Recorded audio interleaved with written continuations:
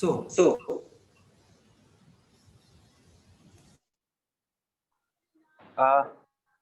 next we will learn about the statement of second law of thermodynamics.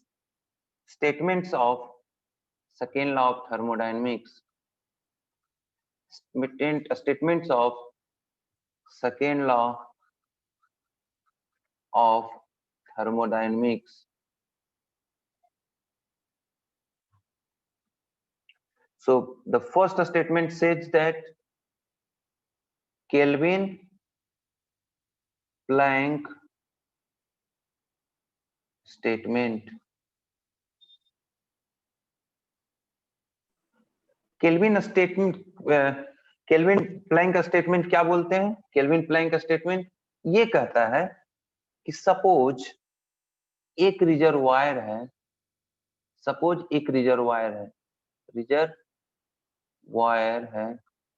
If there is a device,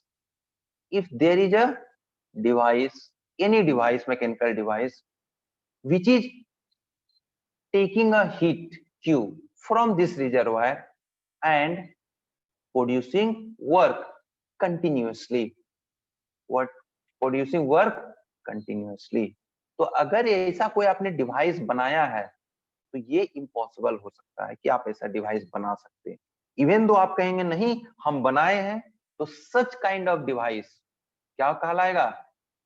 perpetual motion machine of kind 2, PMM2। मतलब ये क्या हो रहा है? PMM2 is a device which continuously extract or give the work by interacting with a single reservoir।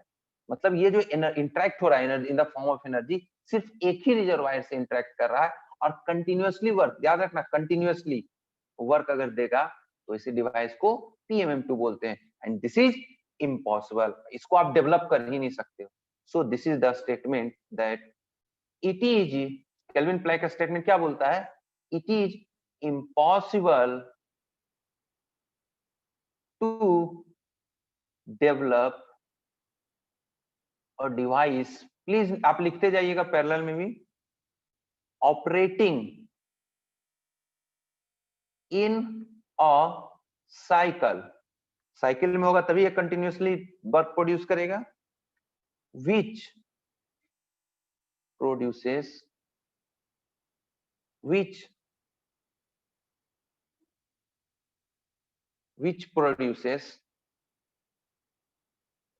work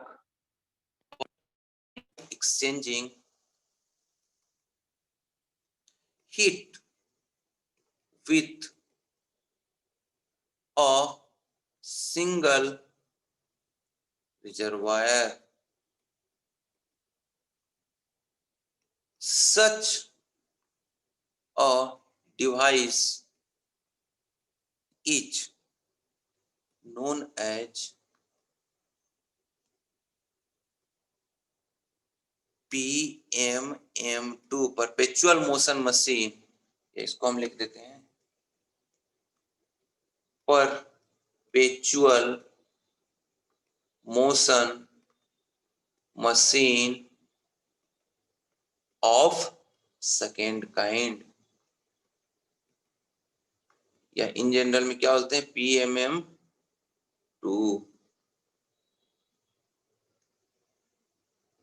and hence PMM2 is impossible, ये संभव ही है। PMM2 is impossible। So diagram में बना लीजिए और ये कर लीजिए। Therefore क्या इसका तोड़ क्या है? इसका जवाब क्या है? अगर ये पॉसिबल बनाना है तो आपको क्या करना होगा कि ये जो रिजर्वायर है,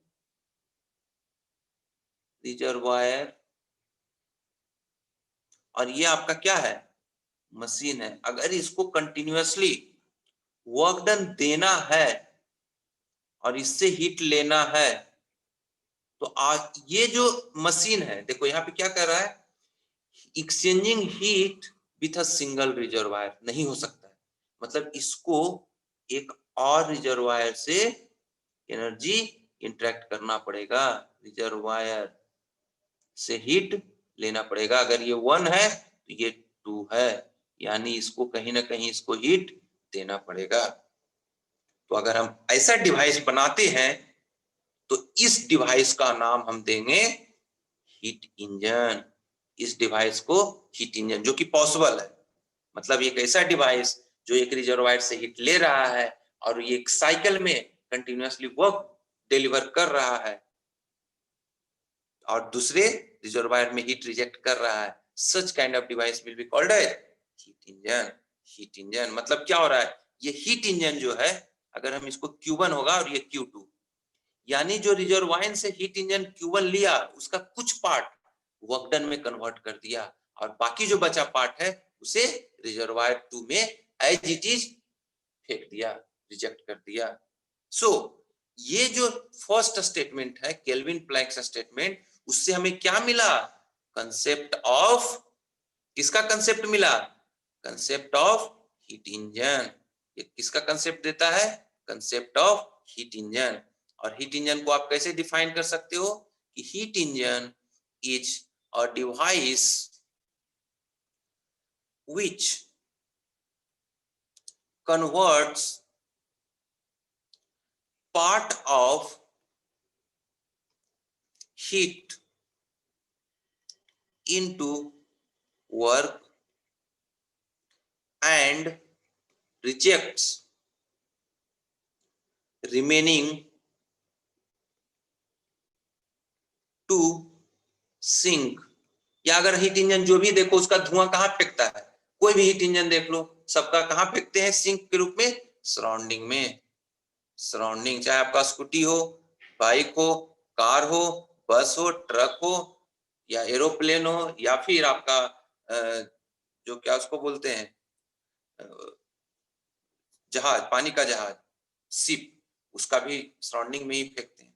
सराउंडिंग, उसमें हीट रिजेक्ट होता है, ठीक है। और ये हीट इंजन जिस थर्मोडायनेमिक साइकिल पे काम करता है that is called as heat engine cycle.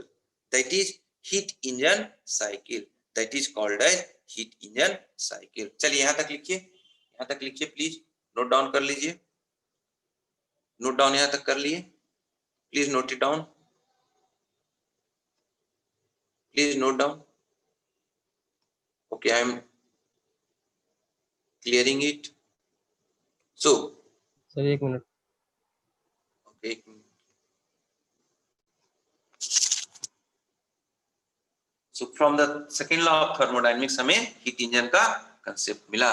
तो Q1 क्या इसमें बोलते हैं, कितना हीट सप्लाइड भी बोलते हैं, और Q2 को जनरली कुछ लोग बोलते हैं कितना हीट रिजेक्ट हुआ। तो रिजर्वायर को हम लोग क्या बोल सकते हैं बताइए, सोर्स, और ये जहां हुआ उसको सिंक। ये भी आप लिख सकते हैं इन पैरेलल, सोर्स हो गया और ये सिंक हो गया। तो इस केसेस में क्या हो जाएगा बताइए, जो Q1 होता है, इस स्टेटमेंट से क्या मिला कि W प्लस Q2 हुआ।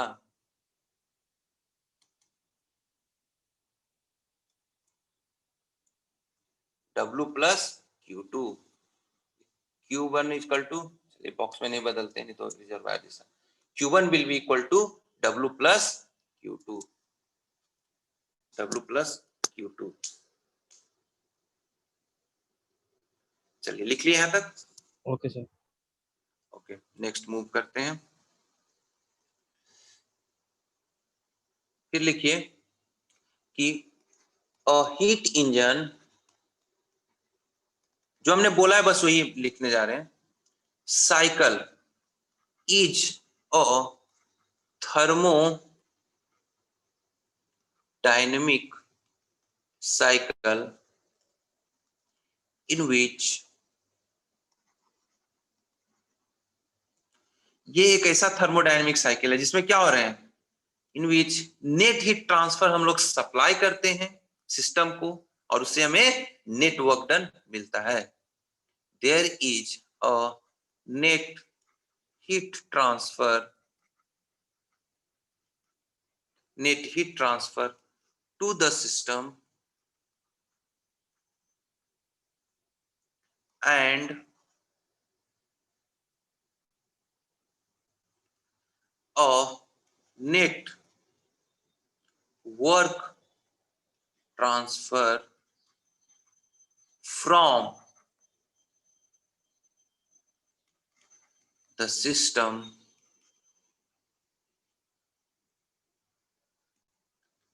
हीट इंजन साइकिल एक ऐसा साइकिल है जिसमें एक नेट हीट ट्रांसफर होता है सिस्टम को, और सिस्टम से हमें क्या मिलता है? Net work transfer. तो ऐसा सिस्टम द सिस्टम जो इस साइकिल पे काम करेगा, the system which executes heat engine cycle. Heat engine cycle क्या होता है कि जिसमें नेट ट्रांसफर होना चाहिए और नेट वर्क डन मुझे मिलना चाहिए सिस्टम के द्वारा। सिस्टम में इनपुट क्या होगा? Net heat transfer. आउटपुट क्या होगा? Net work transfer. तो ये एक ऐसा थर्मोडायनेमिक साइकिल जिसमें ये हो रहा है, और उस पे जो सिस्टम हम बनाएंगे, that system is called as heat engine. The system which executes heat engine cycle is called as heat engine. Heat engine ये सब इंटरव्यू क्वेश्चन है, आपको सब कुछ जानते हैं पर आप बोल नहीं पाएंगे। पूछ देंगे what do mean by heat engine, तो आप यही कंफ्यूज हो जाओगे कि हमको बोलना क्या है। तो ये सब हम इसलिए कलेक्ट कर लिए हैं कि ये आप उस समय आंसर कर पाओ, क्योंकि समझते सब कुछ हो बट आपके पास फॉर्मुलेशन नहीं हो पाता है, फॉर्मेशन नहीं हो पाता सेंटेंस का। सो द फंक्शन ऑफ क्या है बताइए? हीट इंजन का क्या है फंक्शन? हीट इंजन साइकिल पे काम करता है, इसका मतलब क्या है? ये हीट इंजन जिससे हीट एक्सट्रैक्ट हो रहा है, तो हीट इंजन का काम है कि कंटिन्यूअसली वर्क को प्रोड्यूस करना। The function of heat engine is to produce work, क्या? Continuously at the expense of, क्या खर्च हम करते हैं? Heat engine, heat energy sorry, at the expense of heat input to the system. Heat input to the system. तो हम फिर से ये बनाने जा रहे हैं। ये हो गया सोर्स, और यहां पर से ये हो गया हीट इंजन। आप लिखते जाइएगा। वर्क आउटपुट मिला, यहां से हो गया सिंक। यहां से हीट इंजन हमें कितना वर्क दिया गया है, सप्लाई हुआ है Q1, यहां मिला कितना? Q2। देयरफॉर हमारे पास क्या है? Q1 will be equal to W plus Q2। अब ये जो Q1 का जितना अमाउंट, कितना पार्ट हो रहा है? W पार्ट ही हो रहा है। हमें कितना वर्क, जो इंजन जितना ज्यादा वर्क कन्वर्ट करके देगा, हमें वो इंजन को उतना ज्यादा अच्छा होगा। क्यों? आपने किसी को 100 रुपया दिया, उसने जितना ज्यादा काम करके दिया, 2 आदमी है, 100 रुपया में जो ज्यादा काम करेगा वो ज्यादा अच्छा हमारे लिए होगा, वो आदमी काम करने के लिए, क्योंकि हमारा काम करवाना ही अल्टीमेट गोल है।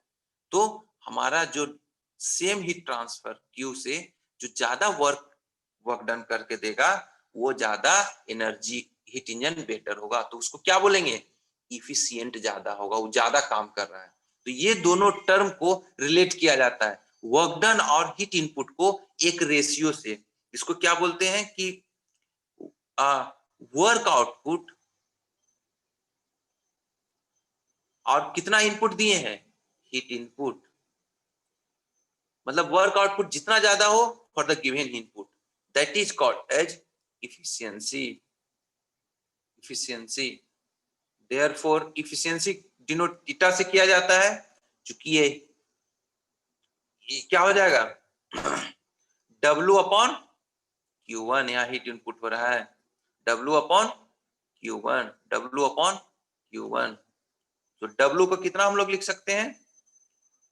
इससे हमको क्या मिल जाएगा? W equal to Q1 minus Q2, इसको हम लोग Q1 माइनस Q2 लिख सकते हैं अपॉन Q1। तो हम लोग क्या लिख सकते हैं 1 माइनस Q2 अपॉन Q1।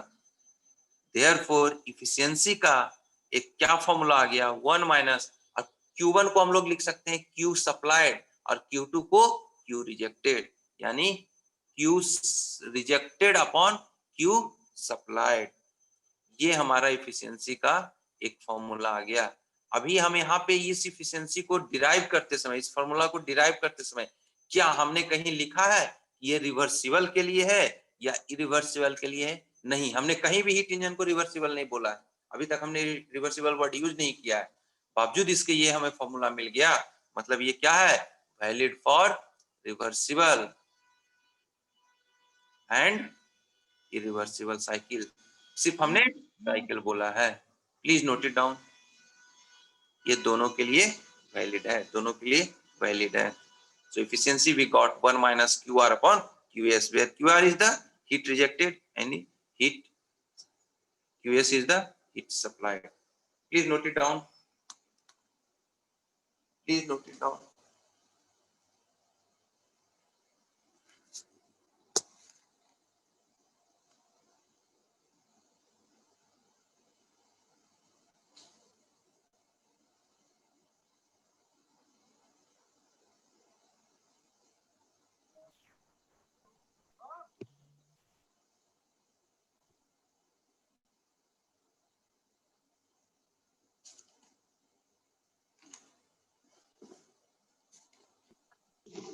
चलिए हम अब नेक्स्ट पेज पे जाते हैं।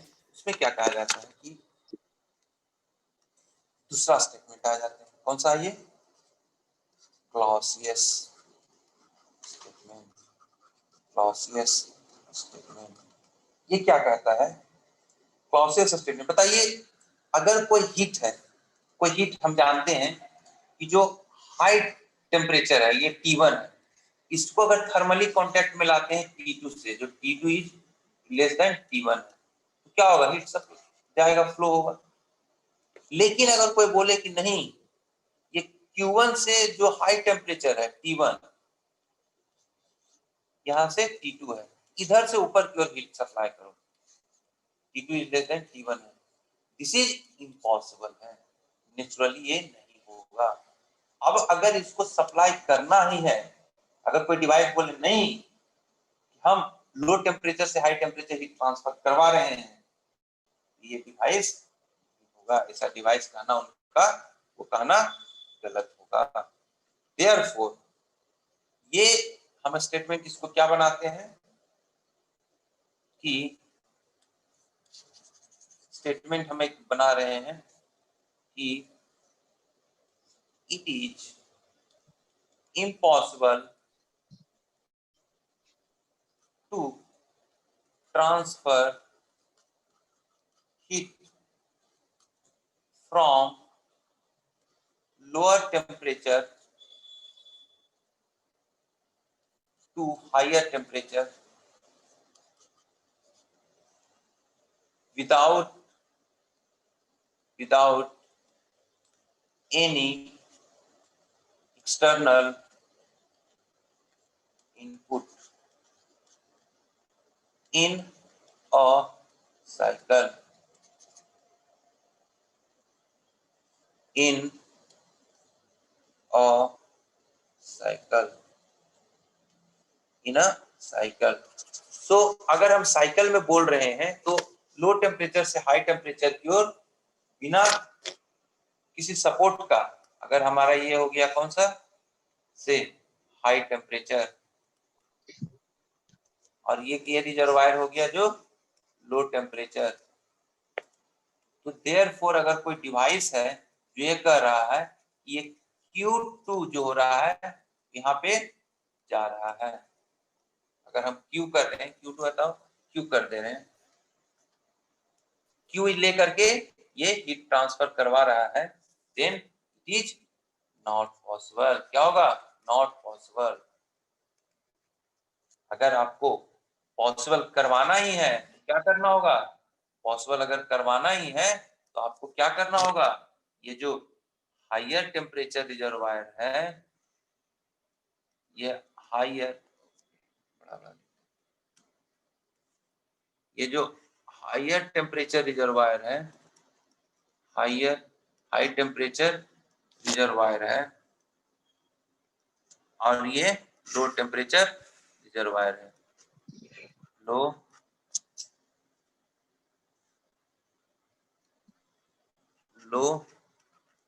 टेम्परेचर। अगर यहां से हीट सप्लाई करना है, अगर हमें हीट सप्लाई यहां से करना है, यहां से जो Q गया और यहां से Q ले जाना है, तो इसके लिए हमें क्या करना होगा, एक ऐसा डिवाइस बनाना होगा जो जिसमें कि हमको कुछ ना कुछ एक्सटर्नल बाहर से एनर्जी इनपुट देना होगा। तब ये जो डिवाइस होगा वो Q अमाउंट लोअर से लेगा, से इसको अगर हम Q2 बोल देते हैं, तो वो Q2 ऊपर की ओर फेंक देगा। ये कितना हो जाएगा, Q2 भी फेंकेगा उसके साथ W, यानी ये Q2 क्या हो गया, ट्रांसफर हो गया। मतलब ये क्या है, ये एक ऐसा डिवाइस है जो लो टेम्परेचर रिजर्वायर से हाई टेम्परेचर रिजर्वायर में हीट ट्रांसफर कर रहा है। देखो क्या होगा, it is impossible without any external input in the cycle. हम क्या करेंगे, जब तक हम एक्सटर्नल इनपुट नहीं देंगे ये संभव नहीं होगा। अगर इसको संभव बनाना है कि लो टेम्परेचर से हाई टेम्परेचर पे हीट ट्रांसफर हो, तो बाहर से हम इनपुट दे रहे हैं। वो इनपुट क्या है, वर्क इनपुट। वो क्या है, वर्क इनपुट। वो है वर्क इनपुट, वो है work input. And such kind of device is called as refrigerator. Such kind of device is called as refrigerator. Therefore, it gives the concept of refrigerator. It is concept of refrigeration. कौन सा Clausius statement क्या देता है, concept of refrigerator. refrigerator is a device which क्या होगा, transfer heat from lower temperature reservoir to higher temperature. ठीक है। अब अगर इसको टेक्निकल डेफिनेशन कहोगे, तो ये रेफ्रिजरेटर का यूज क्या करते हैं, जो आप घर में यूज करते हो रेफ्रिजरेटर, उसको हम एक पर्टिकुलर स्पेस में लोअर टेम्परेचर मेंटेन करते हैं as compare to surrounding. Surrounding से हमेशा लोअर टेम्परेचर। कैसे, इसमें जो भी टेम्परेचर सराउंडिंग के बराबर है इसको इफेक्ट कर देगा, इसे खींच लेगा, तो इसका क्या हो जाएगा, लोअर टेम्परेचर हो जाएगा। तो रेफ्रिजरेटर कौन सा डिवाइस है, एक ऐसा डिवाइस है जो हमेशा एक पर्टिकुलर स्पेस पे लोअर टेम्परेचर मेंटेन करता है एज कंपेयर टू सराउंडिंग। मतलब इसको अगर हम डेफिनेशन लिखें, रेफ्रिजरेटर, आप रेफ्रिजरेटर, इस पे एक सब्जेक्ट ही रेफ्रिजरेशन है, एयर कंडीशनिंग आपको हायर सेमेस्टर में पढ़ना होगा। Is a device which maintain, अब पिछला बार क्या सा मिला, हीट इंजन, उस पे भी एक सब्जेक्ट है, दो सब्जेक्ट है, आईसी इंजन और power automobile engine. Maintain lower temperature compared to its surrounding.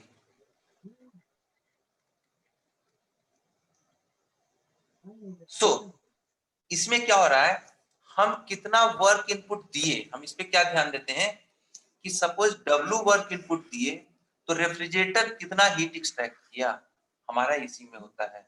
दो रेफ्रिजरेटर है जो सेम इनपुट दिए, एक ज्यादा हीट एक्सट्रैक्ट किया, जो ज्यादा हीट एक्सट्रैक्ट करेगा वो बढ़िया रेफ्रिजरेटर कहलाता है। तो इसमें क्या करते हैं कि एक दोनों का रिलेशनशिप डिफाइन करते हैं कि सपोज हमारे पास हमने कितना एनर्जी इनपुट दिया, एनर्जी इनपुट हमने कितना दिया और कितना उसने हमारा यहाँ पे हीट एक्सट्रैक्ट किया, मतलब इसमें कितना इफेक्ट, उसको बोलते हैं कितना इफेक्ट, डिजायर्ड इफेक्ट। हम चाहते हैं कि कितना डिजायर्ड इफेक्ट, मतलब कितना टेम्परेचर मेंटेन हो। मतलब अब इसमें से सपोज यहाँ पे क्या है, 20 डिग्री सेंटीग्रेड हमने 1 किलो सेब रखे, अगर इससे हमको 80 किलो जूल निकल जाए तो इसका टेम्परेचर कितना पे मेंटेन हो जाएगा, सपोज 12 डिग्री सेंटीग्रेड। तब हमारा सेब 2 दिन तक खराब नहीं होगा। तो हमारा डिजायर्ड इफेक्ट क्या है कि इस इफेक्ट से 80 किलो जूल बाहर निकल जाए, that is called as desired effect. मतलब कितना हीट एक्सट्रैक्ट हो रहा है, that is called as desired effect. So desired effect, इन दोनों रेशियो क्या लेते हैं, that is called as coefficient of performance, that is called as coefficient of performance denoted by COP concept, coefficient of performance, coefficient of performance। अब बताइए इस cases में desired effect क्या इतना हो रहा है Q2 और एनर्जी इनपुट कितना दिए W, और हम जानते हैं कि कितना हो रहा है Q2 will become how much Q1, या W को हम चेक कर लेते हैं Q2 अपॉन कितना हो जाएगा Q1 minus Q2, Q1 minus Q2। So this is the COP of what? Refrigerator, COP of refrigerator। So this is the definition of COP of refrigerator, and it is called as coefficient, please note it down, coefficient of performance।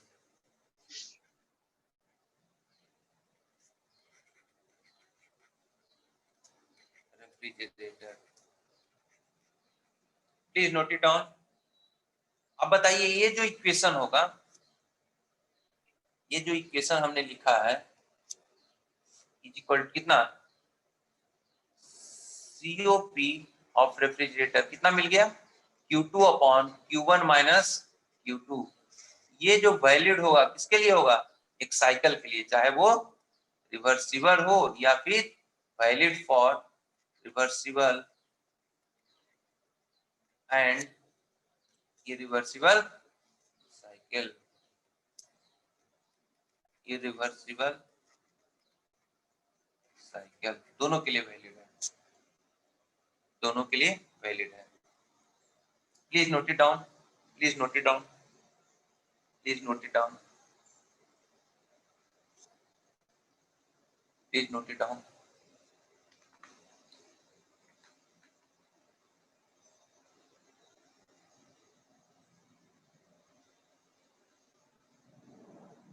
Okay, so I am moving forward. इससे एक और concept मिलता है, इसे हम पिछला में जानते हैं। हमने किस पे कंसंट्रेट किया है, कितना लोअर टेम्परेचर रिजर्वायर से हीट एक्सट्रैक्ट हुआ। अगर हम सेम चीज में हम ध्यान देंगे किस पे कि कितना हायर टेम्परेचर रिजर्वायर में हीट सप्लाइड हुआ, उस डिवाइस को सेम चीज, उस डिवाइस को हम लोग बोलेंगे हीट पंप। उस डिवाइस को हम लोग क्या बोलेंगे हीट पंप। मतलब क्या हो गया है, यही देता है कंसेप्ट ऑफ हीट पंप। कौन प्रोसेस स्टेटमेंट हीट पंप वो क्या कहता है कि हाई टेम्परेचर जो रिजर्वायर होता है, हाई टेम्परेचर रिजर्वायर, और ये क्या हो गया low temperature reservoir. Same refrigerator वाला, सेम रेफ्रिजरेटर की तरह W, सिर्फ क्या हो गया इसमें Q2 हो गया और इसमें Q1 equal to Q2 plus W। अब हमारा सारा अटेंशन किस पे फोकस हो गया है इस Q2 पे, इस Q2 पे कि कितना हीट सप्लाई हो रहा है हाई टेम्परेचर पे। Such kind of device will be called as heat pump, that is called as heat pump, heat pump। So heat pump के अगेंस्ट कि W हम वर्क डन किए हैं तो कितना ये हीट सप्लाई कर रहा है एक पर्टिकुलर स्पेस या रीजन में। तो अगेन इस केसेस में भी आएगा कि कितना हीट हम W वर्क डन लिए हैं तो कितना हीट सप्लाई हो रहा है, that is called as COP। ये किसका होगा हीट पंप का। सो दैट इज क्या हो जाएगा Q1 upon Q1 minus Q2। So COP of heat pump is equal to Q1 upon Q1 minus Q2 मिल गया। And this is valid for again both reversible, valid for reversible and irreversible, irreversible, valid for irreversible cycle। ठीक है, या reversible cycle है जो कि heat pump हम बोल सकते हैं, हीट रिवर्सिबल हीट पंप। ठीक है, अब हम क्या यहाँ पर से एक और जो हो रहा है एक कंसेप्ट और है लास्ट, उसके बाद आज हम स्टॉप करेंगे, हो गया है टाइम। सो एक और कंसेप्ट इसको लिख दीजिए प्लीज, 2 मिनट टाइम दे रहे हैं, उसके बाद हम इसको हटाएंगे।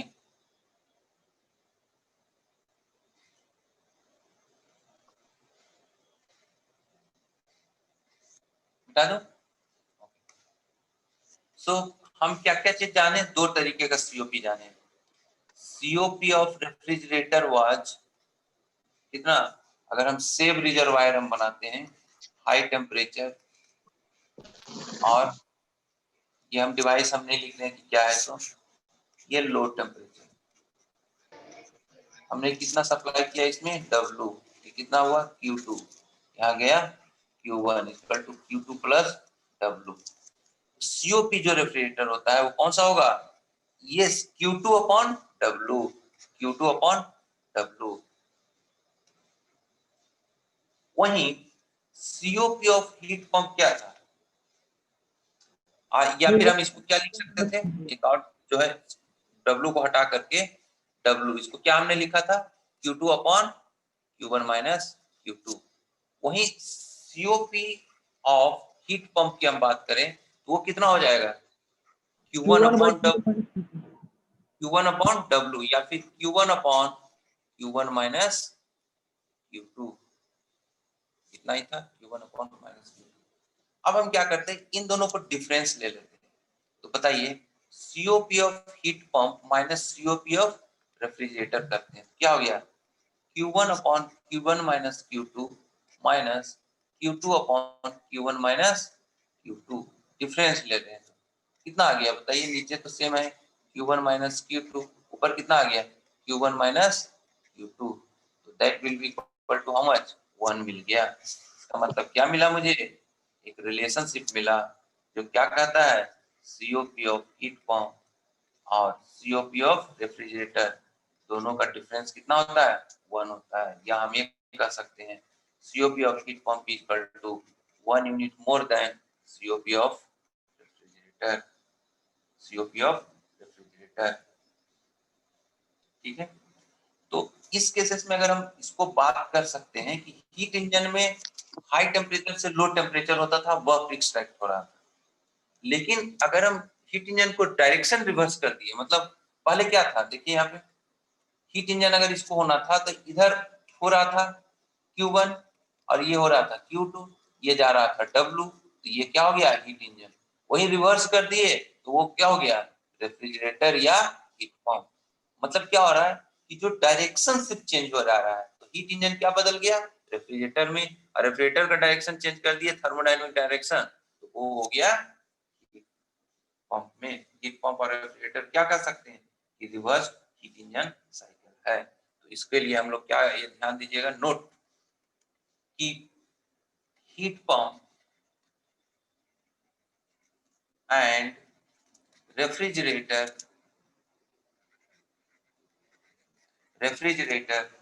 are reversed heat engine cycles, heat engine cycles. इसीलिए जो भी आप हीट इंजन साइकिल पढ़ते हो उसको अगर रिवर्स कर दोगे डायरेक्शन क्लॉकवाइज से एंटी क्लॉकवाइज, तो वो क्या हो जाता है, अगर प्रॉपर्टी डायग्राम में क्लॉकवाइज ड्रॉ करते हैं ना, तो वही क्या हो जाता है रेफ्रिजरेटर या पंप की तरह काम करने लग जाता है। जैसे आप लोगों ने जूल साइकिल पढ़े होंगे या कार्नोट साइकिल, जब कार्नोट साइकिल को रिवर्स कर देंगे तो वो रिवर्स, अगर कार्नोट साइकिल को हीट इंजन के रूप में यूज कर रहे हैं तो heat engine Carnot heat engine हो जाएगा, अगर कार्नोट साइकिल को रिवर्स कर देते हैं तो क्या कहलाएगा reverse Carnot refrigerator. Just direction reverse देने से हीट पंप रेफ्रिजरेटर में कन्वर्ट हो जाता है। So we will stop here today